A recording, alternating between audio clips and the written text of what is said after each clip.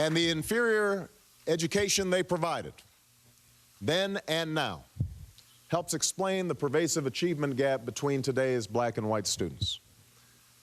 Legalized discrimination, where blacks were prevented, often through violence, from owning property, or loans were not granted to African American business owners, or black homeowners could not access FHA mortgages, or blacks were excluded from unions, or the police force, or the fire department, meant that black families could not amass any meaningful wealth to bequeath to future generations. That history helps explain the wealth and income gap between blacks and whites and the concentrated pockets of poverty that persist in so many of today's urban and rural communities. A lack of economic opportunity among black men, and the shame and frustration that came from not being able to provide for one's family contributed to the erosion of black families, a problem that welfare policies for many years may have worsened, and the lack of basic services in so many urban black neighborhoods, parks for kids to play in, police walking the beat, regular garbage pickup, building code enforcement, all helps create a cycle of violence, blight, and neglect that continues to haunt us.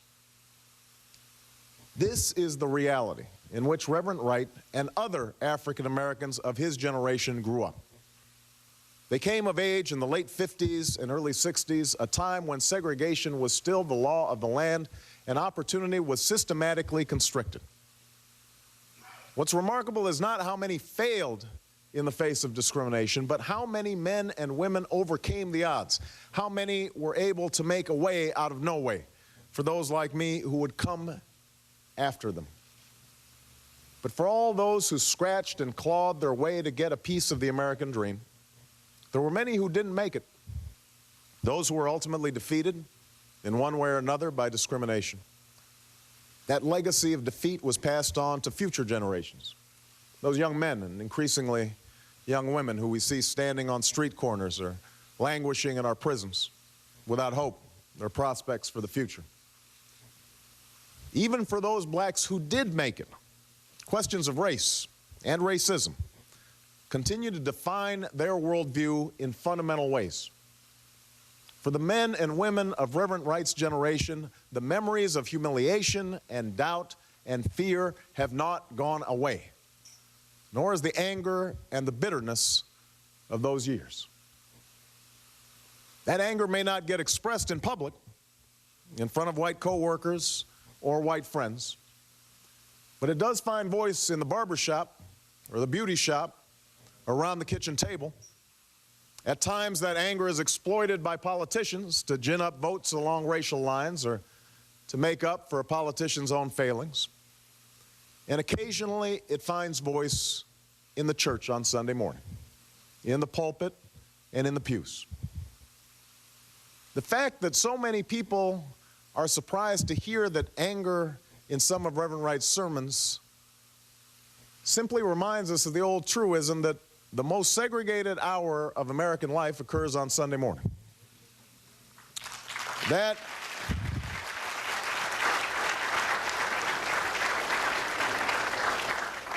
anger is not always productive. Indeed, all too often, it distracts attention from solving real problems. It keeps us from squarely facing our own complicity within the African American community in our own condition. It prevents the African American community from forging the alliances it needs to bring about real change. But the anger is real. It is powerful. And to simply wish it away, to condemn it without understanding its roots, only serves to widen the chasm of misunderstanding that exists between the races. In fact, a similar anger exists within segments of the white community. Most working and middle-class white Americans don't feel that they've been particularly privileged by their race. Their experience is the immigrant experience. As far as they're concerned, no one handed them anything. They've built it from scratch. They've worked hard all their lives, many times only to see their jobs shipped overseas or their pensions dumped after a lifetime of labor. They are anxious about their futures and they feel their dreams slipping away. And in an era of stagnant wages and global competition, opportunity comes to be seen as a zero-sum game in which your dreams come at my expense. So when they are told to bus their children to a school across town, when they hear an African American is getting an advantage in landing a good job or a spot in a good college because of an injustice that they themselves never committed, when they're told that their fears about crime in urban neighborhoods are somehow prejudice, resentment builds over time. Like the anger within the black community, these resentments aren't always expressed in polite company, but they have helped shape the political landscape for at least a generation. Anger over welfare and affirmative action helped forge the Reagan coalition. Politicians routinely exploited fears of crime for their own electoral ends. Talk show hosts and conservative commentators built entire careers unmasking bogus claims of racism while dismissing legitimate discussions of racial injustice and inequality as mere political correctness or reverse racism.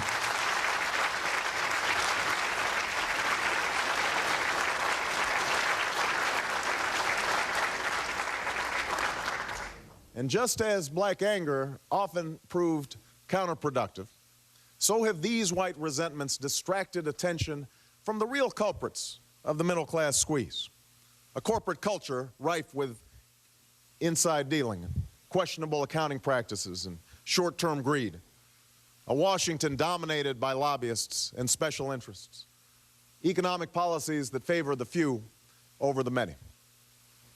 And yet to wish away the resentments of white Americans, to label them as misguided or even racist without recognizing they are grounded in legitimate concerns, this too widens the racial divide and blocks the path to understanding.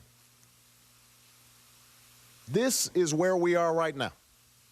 It's a racial stalemate we've been stuck in for years. And contrary to the claims of some of my critics, black and white, I have never been so naive as to believe that we can get beyond our racial divisions in a single election cycle or with a single candidate, particularly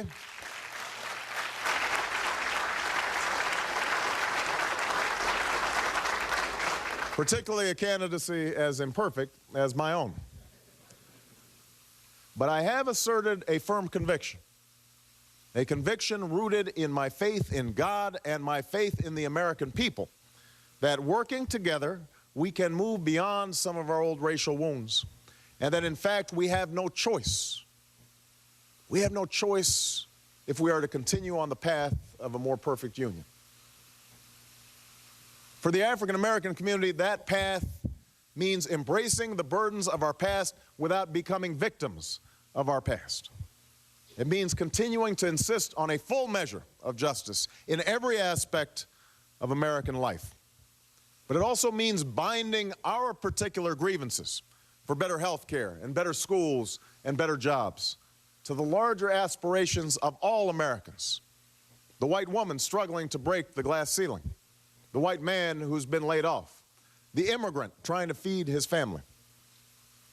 And it means also taking full responsibility for our own lives by demanding more from our fathers and spending more time with our children and reading to them and teaching them that while they may face challenges and discrimination in their own lives, they must never succumb to despair or cynicism. They must always believe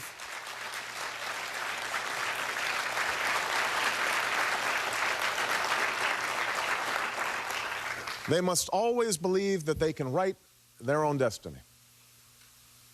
Ironically, this quintessentially American and, yes, conservative notion of self-help found frequent expression in Reverend Wright's sermons.